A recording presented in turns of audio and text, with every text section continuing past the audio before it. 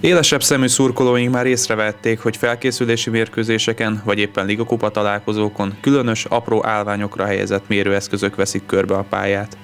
Ezek a szerkezetek az IQRS rendszer részét képezik, ami révén olyan adatokhoz juthat hozzá a szakmai stáb, amit szabad szemmel nem lehetne pontosan megállapítani. Mielőtt azonban arról beszélgettünk volna Bali Péterrel, hogy mi is az az IQRS rendszer, azt is átvettük, hogy milyen erőnléti feladatokat végeznek a játékosok. Hát először is azt gondolom, hogy nagyon jó körülmények vannak, tehát ideálisan tudunk felkészülni a bajnokságra. Hát folyamatosan készülünk, ugye labdás gyakorlatokkal, a kondicionális fejlesztésnek a nagy része labdával történik.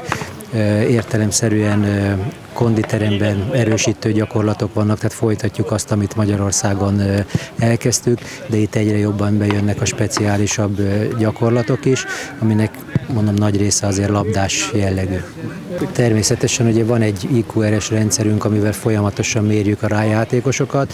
A mai mérkőzés is egy ilyen pont lesz, amikor valamilyen képet kapunk, hogy hol tartunk a játékosoknak a felkészülésében, ugyanis a mérkőzés a legjobb ellenőrzése ezeknek a dolgoknak, és utána azt értelemszerűen kielemezzük, és akinél valamilyen változtatásokra van szükség, azt majd megtesszük.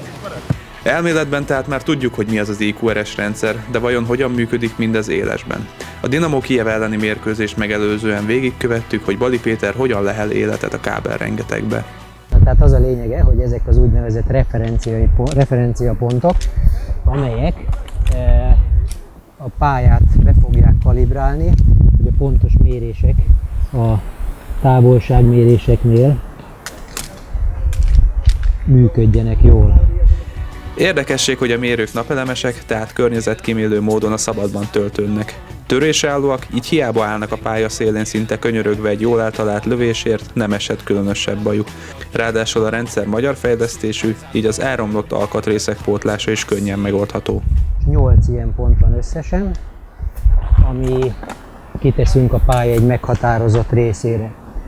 Ezek utána automatikusan bekalibrálják a pályának a méreteit, távolságát. A referenciapontok által szállított információk szinte mindenre kiterjednek a labdarúgókkal kapcsolatban.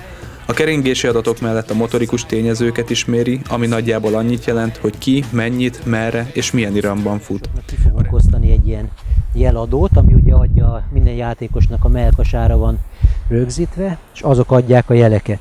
Ez hasonlóan működik, mint a Polar rendszer.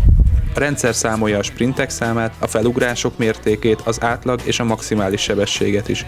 Egy szóval mindent, ami a pályán egy labdarúgóval megtörténhet. Be kell vallanom, ahogy Bali Péter erőnléti edzőként keményen bánik a játékosokkal, úgy riporterként én is próbálom feszegetni nála a határokat. Egy interjú során sem hagyom ki a magaslabdát, hogy az ő általa előírt nehéz feladatokat alig-ha szívelik a labdarúgók. A rendszer kapcsán is akadt egy ilyen, vajon mennyire szeretik a játékosok az ilyesfajta ellenőrzést? Nehéz mellé beszélni, hogy miért így történt, miért úgy történt. Vagy miért nem annyit futottam, vagy miért nem olyan gyorsan. A szakember hozzátette, azok, akik megpróbálnak kibújni az ellenőrzés alól, biztosan nem kedvelik, mivel ezek objektív, megkérdőjelezhetetlen számszerű tények. A taktikai értekezletet követően minden játékos mellkasára egy jövet erősítenek. Bali Péter sorba rakja az eszközöket, így a messzám alapján minden játékos kiválaszthatja a sajátját. Ezekből az övekből kapják meg az adatokat a referenciapontok, amelyek a laptophoz továbbítják az információkat. Gyors, csak idáig. Kerüljük meg az egész bóját, és kifutom lendülettel. Kilépek, visszalépek, első sárga bójáig. Azaz, hopp, bravo. Azaz. Akkor megnézzük gyorsan. Ez az érzékelője egyébként az egésznek, ami érzékeli a 8 referenciapontot, és akkor ugye ez egy ilyen zsinoron keresztül jön be ide a kompjúterbe, és akkor gyűjti be azt a rengeteg adatot, ami jön le a játékosokról. Tehát esetleg a játékosnak valami szív problémája van, tehát valami vagy ritmuszavar, vagy bármi, akkor azt abban a pillanatban, ugye ehhez ismerni kell az EKG hullámoknak a lefutását, tehát akkor ezt azért jó szemmel ki lehet venni, hogyha valami probléma van. A mérkőzés alatt Badi Péter folyamatosan kapcsolatban áll Ricardo Monizzal, ennek köszönhetően arról is tudja tájékoztatni, ha valamelyik játékos már a térdén jár, azaz olyan fáradtsági szintre érkezett, ami a teljesítményét negatív irányba befolyásolja. Az eddigi mérések alapján minden labdarúgónk számára egyéni módon vannak beállítva az intenzitási zónái, ami abból a teljesen egyértelmű okból fakad, hogy minden ember másként reagál a terhelésre. A képernyőn megjelenő szivárványskálából könnyen kikövetkeztethető, hogy a piros a legmagasabb intenzitási fok, míg a zöld a legenyhébb.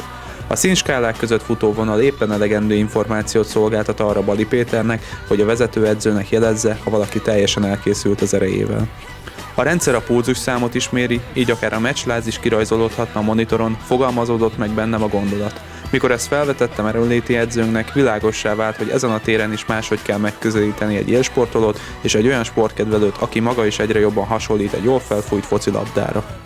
Most, hogyha nagyon belemennénk a részletekbe, akkor biztos lehetne látni, de azt nem ezen az ábrán, hanem az egyéni ábrákon, de azt szerintem már ők annyira vannak profik, hogy ez olyan óriási változás nem mutat, akkor inkább jobban látszanak. Tehát hogyha van, ha lenne meccsláda.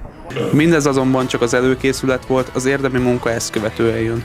Badi Péter feladata a mérkőzés befejezésétől kezdve az, hogy a 90 perc során beérkezett információkat összesítse, értékelje és Ricardo Moniz elé tárja. Hogy azokat az adatokat az edző részére érthetővé tenni, amiket csak grafikonokban meg vonalakban látszanak.